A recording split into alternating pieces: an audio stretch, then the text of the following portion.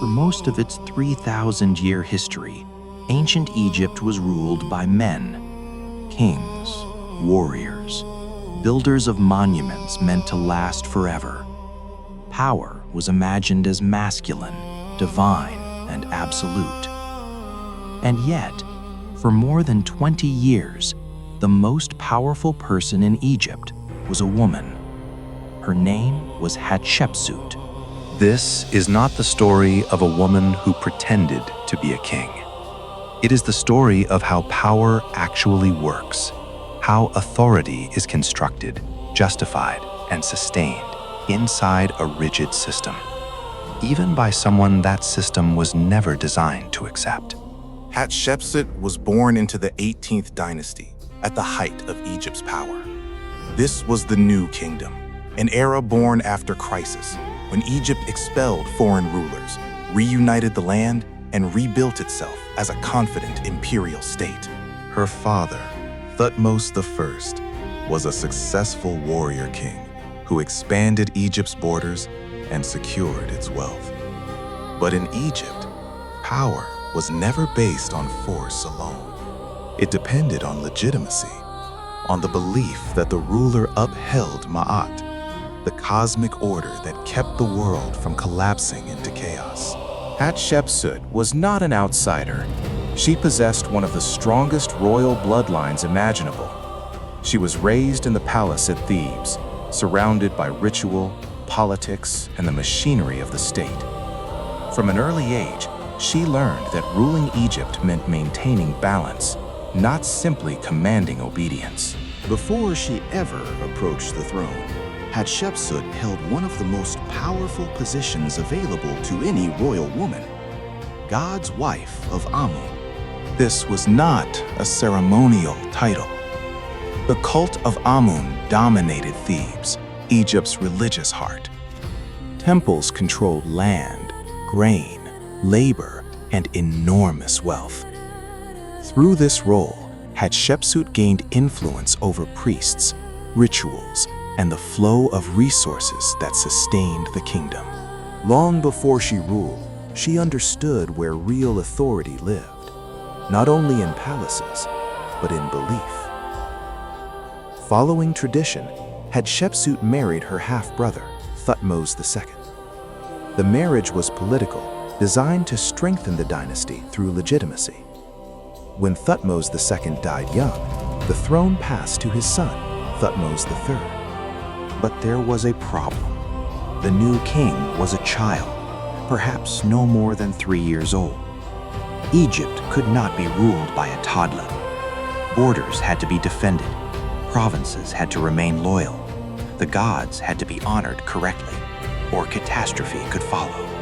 Hatshepsut stepped in as regent, a temporary caretaker ruling in the boy's name. At first, this followed tradition. Regents had ruled before, and the arrangement appeared stable. But over time, something changed. The temporary solution began to feel permanent. Hatshepsut stopped acting like a guardian. She began to act like the ruler. And she did it without breaking the system, by learning how to control it from the inside. In ancient Egypt, power was not debated. It was displayed. Most people could not read. Authority was communicated through images, rituals, and repetition. Kingship was something you saw everywhere, carved into stone, enacted in ceremony, embedded in daily life. Hatshepsut understood this better than anyone. Rather than challenging tradition, she adopted its language. Gradually, she began to appear in official reliefs, not as a queen or regent, but as a full pharaoh. She wore the royal kilt, the crowns of Upper and Lower Egypt, and the ceremonial false beard. These were not disguises. They were symbols. To be pharaoh was not about gender. It was about embodying a role, and Hatshepsut embodied it completely. But appearance alone was not enough. Symbols had to be anchored in belief. To secure her authority, Hatshepsut turned to religion, the strongest institution in Egypt. On the walls of her mortuary temple, she carved scenes that rewrote her origin story. According to these inscriptions, the god Amun himself had chosen her before birth. In divine conception scenes, Amun visits her mother and declares that the child would rule Egypt. This claim was powerful because it was familiar. Egyptian kings had long traced their authority to the gods. Hatshepsut did not invent a new theology. She applied an old one with extraordinary precision. By framing her rule as divine will, she removed legitimacy from human debate. To oppose her was no longer just political resistance. It was an act against the gods themselves.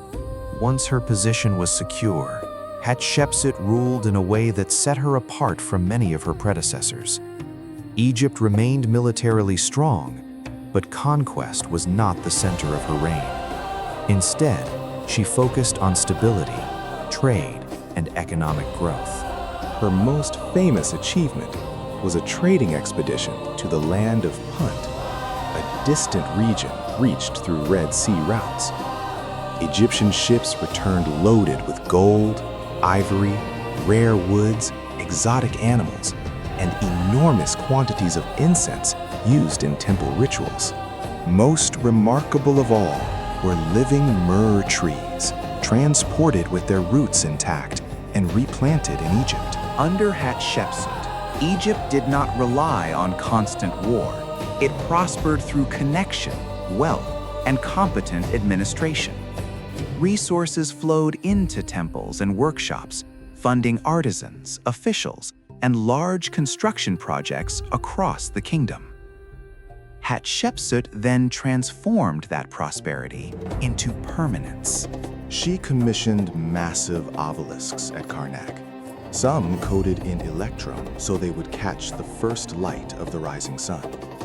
These monuments were not decorative, they were declarations, visible proof that the gods favored this reign. Her greatest architectural achievement was her mortuary temple at Deir el-Bahri. Built directly into the cliffs of western Thebes, it rose in elegant terraces, perfectly aligned with the landscape. To realize this vision, she relied on her closest ally, Senenmut. He was the royal steward, the tutor to her daughter, and the architect of these works. Rumors have always whispered of a romance between them, but the truth is more significant. He was the partner she needed to turn her political ambition into reality. Every surface was intentional. Every relief told a controlled story. Her divine origin, her successful rule, and her rightful place among Egypt's kings. Architecture became a political argument carved into stone. And for more than 2 decades, that argument held. Egypt remained stable. The temples functioned. The system worked. But after Hatshepsut's death, that system faced a problem it could not ignore. After more than 2 decades on the throne, Hatshepsut died around the age of 50. There is no evidence of assassination. Modern medical studies suggest she suffered from chronic illness, cancer, diabetes, and severe dental problems. Her death was natural, not violent. What happened next is telling. Egypt did not collapse. There was no rebellion, no civil war. The transition of power was smooth. Thutmose III, the king she had once ruled beside, now ruled alone. Over time, he would become one of Egypt's greatest military commanders, leading campaigns that expanded the empire farther than ever before. For years, Hatshepsut's monuments remained untouched. And then, decades after her death, something colder began. Her name was chiseled from temple walls. Her statues were smashed or buried. Her cartouches were replaced with the names of male kings. This was not an act of rage or personal revenge. If it had been, it would have happened immediately. Instead, the delay reveals something else: calculation. Hatshepsut represented a dangerous precedent. She was proof that the system of kingship could bend further than it was comfortable admitting. A woman had ruled openly, successfully, and for decades, not as a temporary caretaker, but as a full pharaoh. Leaving that memory intact created a problem for the future. By erasing her, later rulers attempted to simplify history. They tried to restore the image of an unbroken line of male kingship, ensuring that succession would appear natural, inevitable, and unquestionable. But history does not erase easily. Hatshepsut had made one final brilliant decision during her lifetime. She built in stone. Her mortuary temple at Deir el-Bahri still rises from the cliffs of western Thebes. Her obelisks still catch the light of the sun. Archaeology recovered her name, her image, and even her body. What politics tried to delete, time preserved. Hatshepsut matters because she reveals a truth that extends far beyond ancient Egypt. Power is not sustained by force alone. It is sustained by belief. She did not overthrow the system. She did not break tradition. She mastered it. She understood that authority is constructed, layer by layer, symbol by symbol, institution by institution. And by controlling those layers, she made her rule not only possible, but stable. Egypt did not demand that its rulers be perfect. It demanded order, continuity, and the preservation of balance. Hatshepsut delivered all three. In the end, history tried to forget her, but power remembered. And that is why her reign still matters. Not just as the story of a woman who ruled, but as a case study in how systems of power truly work. In the next chapter of this story, we will see what happens when a ruler does the opposite, when someone tries not to master the system, but to destroy it. That ruler was Akhenaten.